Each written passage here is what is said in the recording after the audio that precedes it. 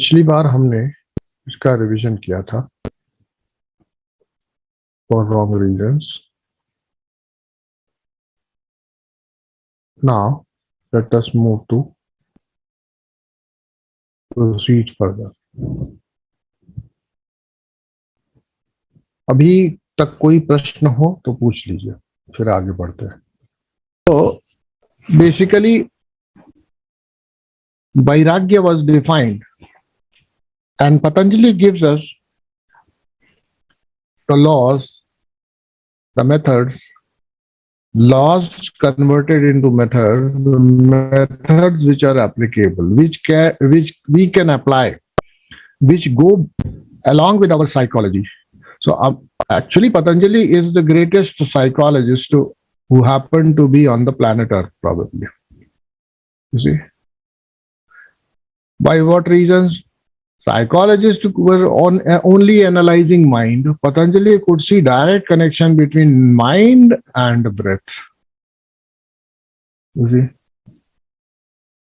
mind and breath. How mind can be manipulated, modulated, elevated, depressed by breath.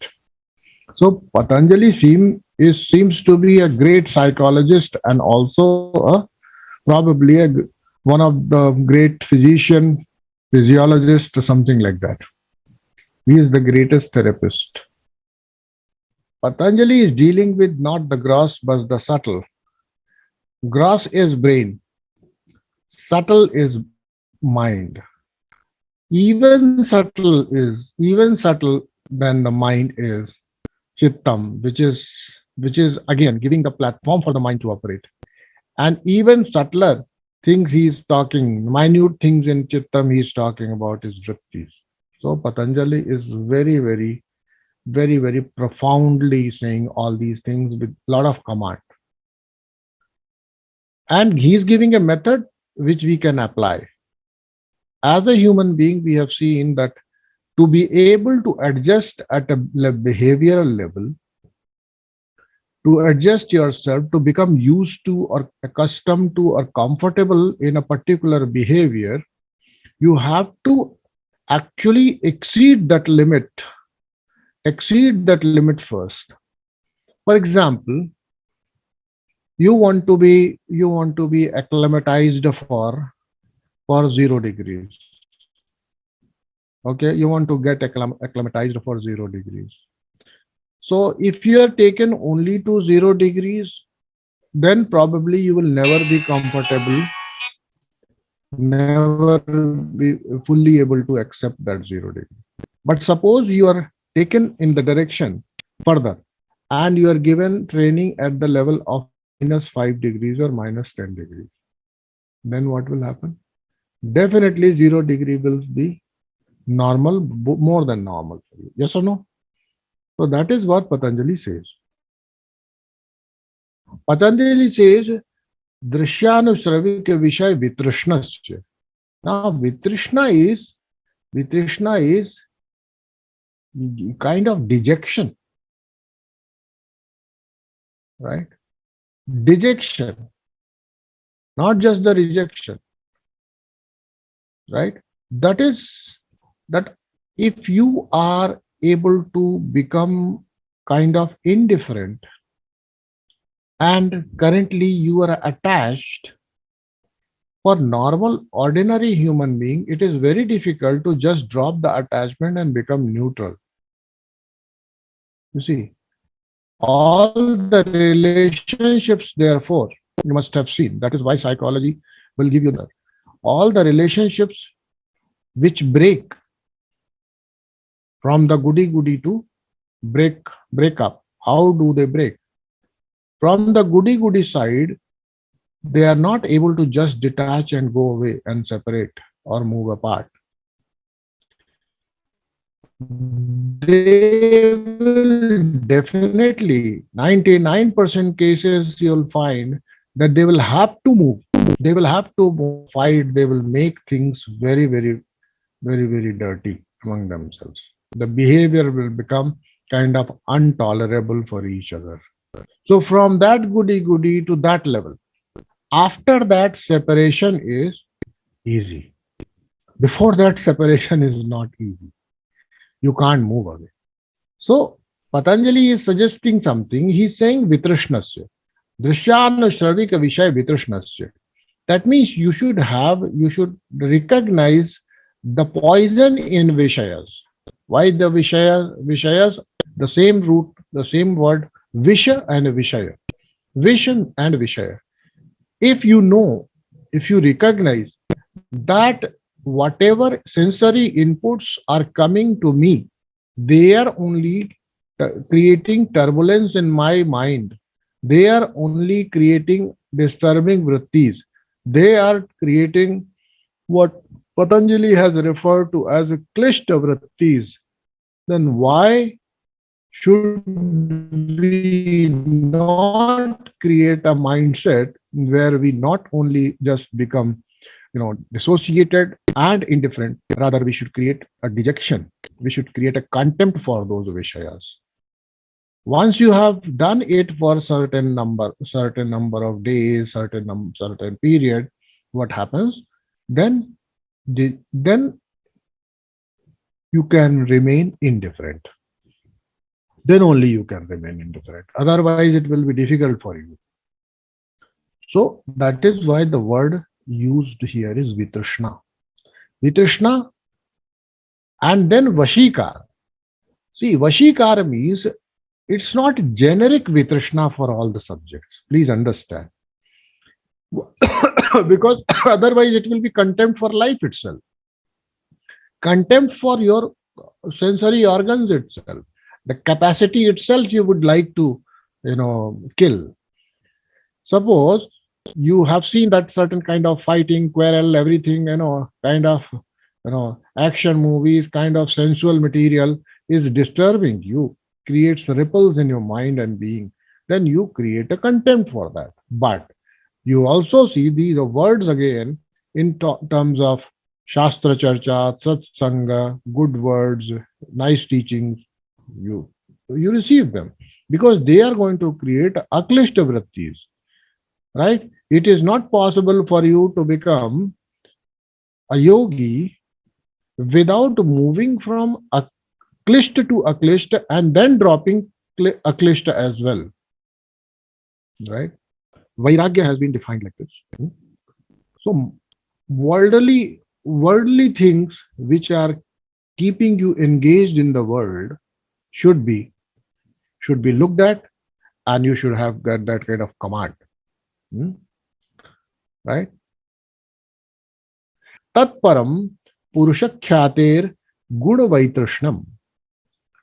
It says that extreme non-attachment, giving up even the qualities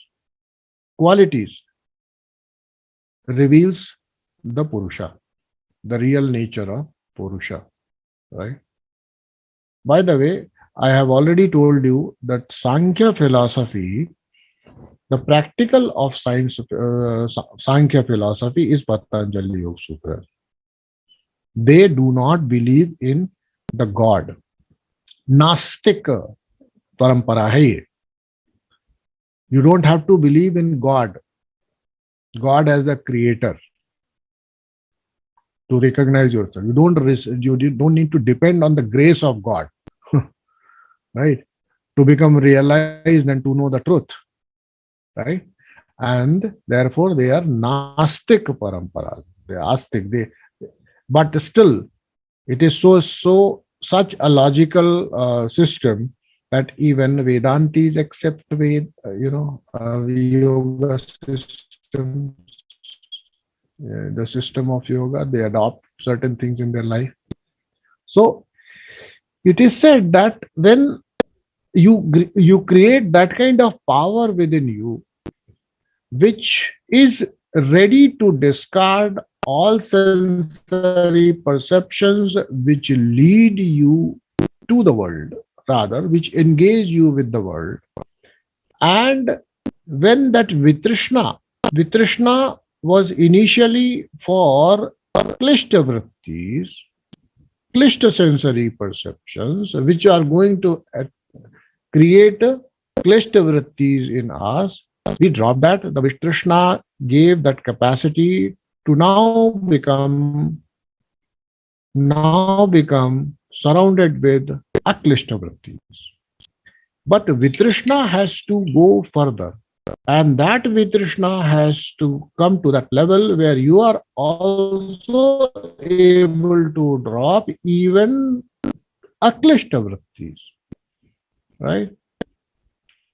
अक्लिष्ट vrittis it does not mean कि हमको बहुत अच्छा लग रहा है we are feeling very nice this smell is very good this music is very nice this person is very good all that this satsang is very good nothing even that you must have courage to drop for what to reach that state of transcendence that transcendental access to para is what purusha where purusha lives beyond para means beyond from the para word has become par from the word para the word hindi par has come इसके पार जाना है ठीक है सजन रे झूठ मत बोलो किसके पार जाना है इसी दुनिया के पार जाना है कैसे जाना है to be able to do that first you'll have to create a vitrishna for klishta then vitrishna has to grow it has to reach to that where you are able to drop even aklishta once you are able to do that that means good and bad both are dropped beautiful and ugly both are dropped right comforting discomforting both are dropped virtues and sins both are dropped then you reach purusha it is in which in this particular commentary Swami Vivekananda has said like this it is the highest manifestation of power when it takes away even our attraction towards the qualities not the vices understood right so we have to first understand what the purusha the self is and what are the qualities he says according to yoga philosophy the whole nature consists of three qualities which is all of you know tamas rajas and sattva so we get attached to rajas mostly people are in rajas and tamas self benefiting or mutually benefiting their behavior is but if you move above these two qualities you move to that state where you become rooted in benevolence in which you only benefit you want to benefit others only but this state this guna is so addictive so addictive Hmm? You want to see how much kick it gives to have power such a power to do good to others right I'll give you an exercise and you can feel it right you must have seen great the leaders and all different leaders when they approach the dais when they approach the crowd what do this side that side you also do that imagining that you have the power to benefit these people who are there suppose you are in sattva if you don't have then also it is very addictive this is called a lokeshna okay lokeshna that is fame that is name and fame for yourself so when you do like this on this side I'm giving you this exercise stand in your balcony and do like this here and there thinking that there are thousands of people around you just do it every day whenever you come out of aisa idhar bhi do it and then see what how much kick it gives okay okay that is lokeshna But if this location, suppose someone is so powerful that he is capable of doing some good work, charity, the one who has power to benefit these many people, find find out, will he be able to drop such a position, to come out of such a position? It's very difficult. That is why sattva gives you power, and power to help others. I can tell you, start helping others, you'll have more power to help others. Right? This is how things are. Things become more and more addictive. We thought tamas is addictive. Tamas is very Addiction of tamas can be destroyed in a minute with the addiction of sattva. Right? In tamasa, you have a contempt for yourself, not in front of others. Then at least when you sit quietly, have a monologue with your own self, what you call solilak, soliloquy with your own self, you will recognize that you're not doing good. But suppose you are able to do good and you are already doing good and you have that power to do good, this position cannot be dropped easily. So moving from tamas to rajas to sattva is the journey, but at the end, even sattva needs to be dropped. Because these are the qualities of Prakriti. Purusha is beyond Prakriti, which means Purusha has to be, it can be perceived when you are able to drop the vitrishna for sattva also. Right? Correct? So the self becomes unveiled only when you have traversed through these qualities of the nature. Right? Correct? There is general progression. Most of people progress in succession like this. From tamas they move to rajas. From rajas they move to sattva. But in this kind of progress, what happens is there is always a mixed vegetable kind of situation. Everything is present. Sattva is also present. Tamas is also present. Rajas is also present. At no point in time in your life you can say you're totally sattvic. So the possibility of moving from tamas to sattva exists only when you have intense tamas. Understood? From intense tamas, there is a possibility of quantum jump towards sattva, intense sattva. And that is what happens. Valmiki becomes a Rishi Valmiki. Angulimal becomes a Buddha himself. Right? But ordinary kabutars like us, they continue. सब कुछ हो रहा है, सत्वा भी है, तमस भी है, रजस भी है, सब कुछ चल रहा है. So if you want to really move towards sattva, you should be not doing bad. I'm not saying that. Just imagine how it feels. As I always say, your imagination can give you a boost towards the positive, right?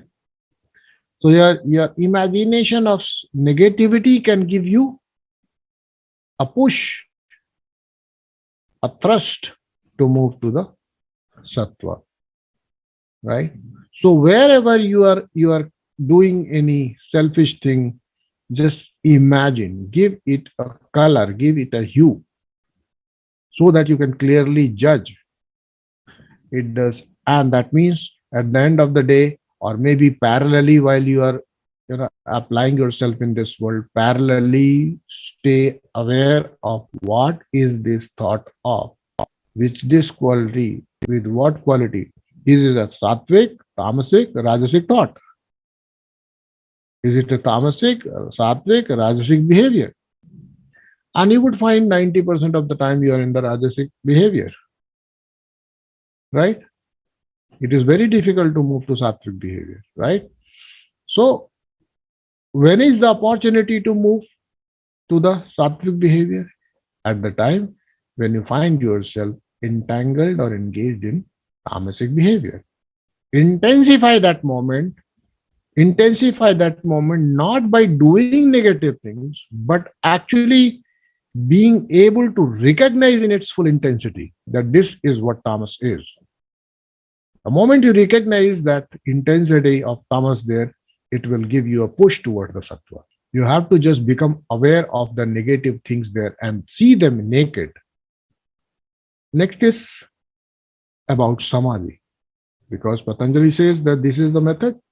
Abhyas vairagyabhyam tan nirodha. After nirodha happens, what happens? Samadhi comes. Now, how many types of samadhis are there? Samadhis is samadhi. It is said vitarka vichara ananda smita रूपानुगमात संप्रज्ञातः. कितनी तरह की समाधि बता दी इन्होंने. The concentration which is available after that, or the state of mind which is available, state of chittam which is available, right? What is it? It is the concentration called right knowledge, that is true knowledge, the knowledge of self, is that which is followed by first reasoning, discrimination, bliss, and unqualified ego. Right? See, samadhi has been, as per the system, samadhi has been divided into two varieties. Swami Vivekananda says one is called sampragyata and the other is called asampragyata. The sampragyata is of four types. So here, four types of sampragyata samadhi is being talked about. Vitarka, vichara, ananda, asmita. Vitarka, vichara, ananda, asmita. Asmita. Okay, asmita means ego. Everything else you understand. Vitarka means reasoning. Vichara means discrimination. Ananda means bliss. Asmita means that ego which is what is called that type of ego, the ego which is devoid of self-definition, that is unqualified ego. Okay, so these are the four things, these are the four variables associated, four sections, or you can say four stages, you can say four different hues, you can say, of sampragyat samadhi. Right? In this samadhi comes all the powers of controlling nature. Now, in the samadhi, first is called vitarka. Vitarka, right? The first word was used, vitarka. Right? Vitarka means, it is said that the samadhi comes, the first variety of samadhi is called savitarka. Savitarka. When the mind meditates upon an object again and again, by isolating it from other objects, there are two sorts of objects for meditation: the categories for the nature, categories of the nature, and the Purusha. Both, right? Both are the objects of meditation for us. Again, the categories of the two varieties, the 24 categories are insentient and one sentient in Purusha. That means Swa and Para. These are the two. Right? Swa and Para. It is said that two sorts of objects are available for meditation. One is sentient and another is insentient. Right? Insentient means, and sentient means. Sentient means Chetana. Insentient means Jada. Right? We think that our body is Chetana. Right? Right? Our body is Chetana, sentient, but it is not. It is Jada. It becomes sentient. It feels like Chetana. It feels like active. It feels like as if it is a living entity, only because there is a sentient force behind it. That is us. That is this I. So anything above moving from your body is also not sentient. Mind is also not sentient. Intellect is also not sentient. Ego is also not sentient. Prakriti is also not sentient. Tanmatras are also not sentient. What is sentient? Sentient is your own self. So there are two objects. 24 insentient objects, tanmatras, tattvas, karmendriyas, jnanendriyas, mana, buddhi, ahankara. These 24 objects can be meditated upon, right? In savitarka, isolating one from the other. Right? So you begin with, let's say, you start meditating on the capacity of ears, right? You want to isolate ears, Shravana Shakti. You want to meditate. Now isolate this from each and every other faculty of ours, every other power of others. Start becoming aware of only this power in us, this insentient capacity. Why? Listening, seeing, hearing, everything, whatever is happening, tasting, touching, everything is happening because the sentient being, is available here. Otherwise, the whole body will be there, but this body will be dead, inactive, right? Insentient. Just by focusing your attention on the power of hearing, you may later on discover that you are capable of hearing things not within the capacity, the physical proximity of your ear. You can also hear sounds which are being made thousands and thousands of miles away from you. Because now, for the first time, you have started meditating on the very nature of the Shravana Shakti. Right? Now, Shravana Shakti, the capacity of hearing is common. Wherever it manifests like this only. Your hearing and my hearing is operating through that same power. It also means, as I said, that intelligence is non-local. Intelligence is non-local. By the same logic, this power of hearing is also percolated in this universe everywhere, right? It gets manifested more prominently so when it is operating through an apparatus.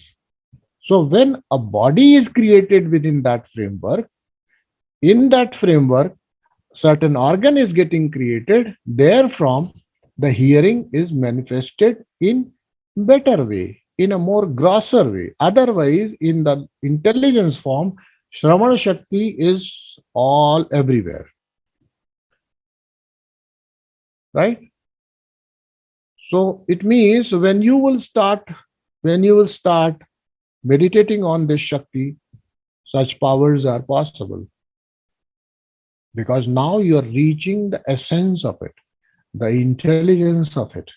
What is Shravana Shakti? For Shravana Shakti, nothing in this world is inaudible, by the way. For your ears, it is. Ears will hear only limited range of it. But the power which is operating through ears, it is the same power which operates through every creature, whoever is capable of hearing. So that means if you get threat, suppose you say, I want to investigate the power of this, you know, a light, you know, the bulb. Now, when you go deeper into it, you will find that actually it is the electricity which is creating this light. Now, for the electricity, wherever instrument is available, that will be manifested, and right kind of instrument is available, that will be manifested as the light. Otherwise, electricity will always be there. So this capacity of hearing is not in the ear. Ear is only an apparatus equipment. So when you start focusing on such and such thing, And there are different methods for it. Actually, Swami Vivekananda in one of the books that if you want to really uh, attain this power of hearing, in which you are capable of hearing things from far distances, you should focus on not directly on your ears, but on the tip of your tongue. Okay. On the tip of your tongue, if you focus continuously and if you develop this dharana, sooner or later, when the dharana matures, you become capable of hearing things which are being said, talked thousands of miles away from you just by intending. Right. So the two sort of objects for meditation, as I said, in the categories of nature and the Purusha. In the category of nature, there are 24 objects, right? And in the category of Purusha, there is only one. When the mind thinks of the elements of nature by thinking of their beginning and their end, is one sort of savitarka. When the word requires, this word requires, savitarka requires some explanation. Actually, the yoga is based on Sankhya philosophy. Now, actually, this yoga, as I said, is based on Sankhya philosophy. Hmm? And as you will remember, egoism and will and mind, egoism, that means egoism, will and mind, have a common basis. That common basis is called chitta, means man buddhi ahankara is having a basis of chittam. Correct? The mind stuff, out of which they are manufactured. So chittam manufactures man buddhi ahankar, right? Which I have already told. I think I have already explained that out of this stuff called chittam, the three capacities are created, which is man buddhi ahankar. Then if and then mind stuff takes the force of nature and projects them as thought. There must be something again where both force and matter are one. Yes or no? Right? This force and matter are one. This is called avyakta. Avyakta. From avyakta, they have become vyakta. For example, in the chittam, mind is avyakta. In chittam, ego is avyakta. Right? In the chittam, the ahankara is avyakta. Right?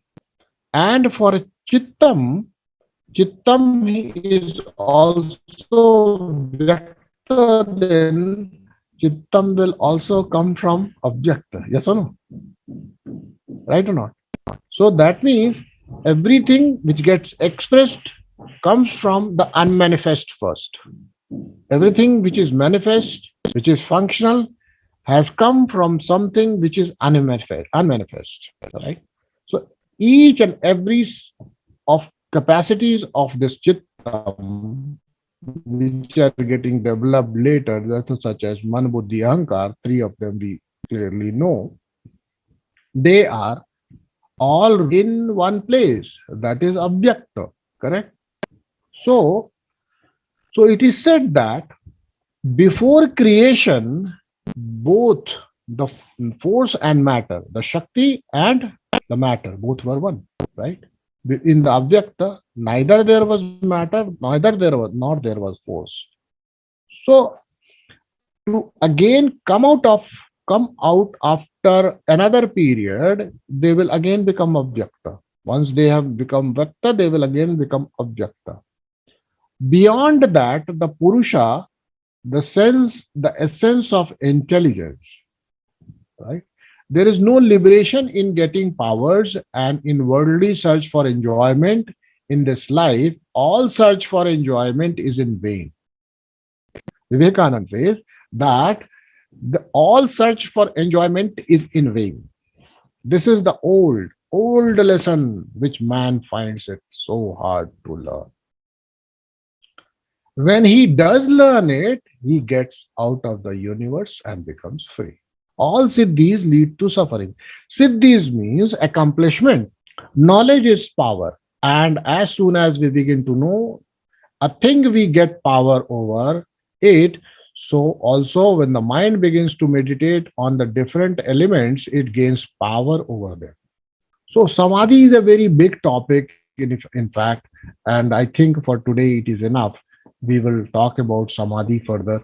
So I would say just take samadhi as a immersion in a particular modality of chittam associated with either sentient or insentient. Object of meditation being insentient or sentient. Depending on the siddhi of your sadhana, siddhi of your dhyana, siddhi of your samadhi, siddhi of your absorption, you will be able to reveal the truth associated with that. Okay. So when you are able to focus on one, that means discard everything, focus on one. That is called a dharana.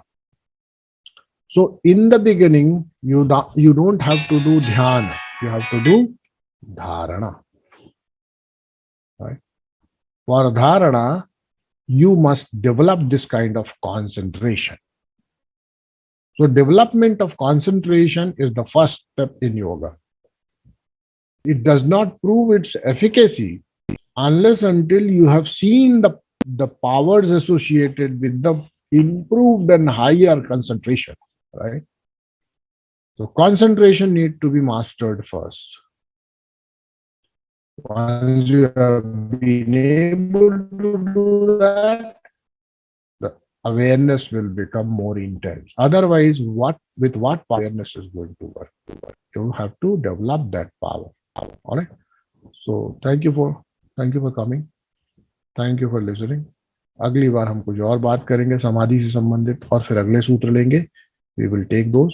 However, let us be very clear that samadhi is not a thing to be discussed yet. Before we get to samadhi, we have to do pranayam, pratyahar, dharana, and even before pranayam, nadi shuddhi, pranayam, pratyahar, dharana, dhyana, samadhi. And even before that, asana, sthira sukha. I'm not disturbed at all in my life. I'm happy. But I'm not disturbed at all. I'm really very, very happy. And what makes you happy? पूर्णमदः पूर्णमिदं पूर्णात् पूर्णमुदच्यते पूर्णस्य पूर्णमादाय पूर्णमेवावशिष्यते. ओम शांतिः शांतिः शांतिः. The one which is here is Purna. चलिए. ओम सर्वे भवन्तु सुखिनः, सर्वे सन्तु निरामयाः, सर्वे भद्राणि पश्यन्तु, मा कश्चित् दुःख भाग् भवेत्. ओम शांतिः शांतिः शांतिः. ओम